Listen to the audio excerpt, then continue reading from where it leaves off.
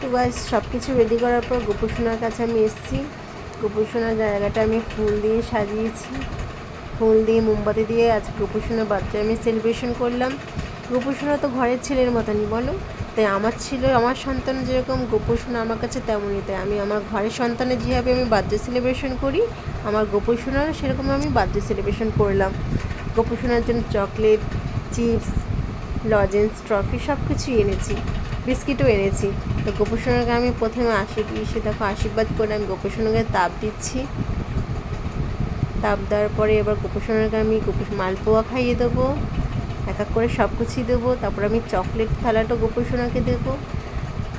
আমার নিজের সন্তান যেরকম গোপুসোনাও আমার কাছে তাই আমি চাই গোপুসোনাও যেন ভালো থাকে, আমাদেরও ভালো রাখে। গোপুসোনার আশীর্বাদ জন্য আমরা সবসময় পেয়ে থাকি।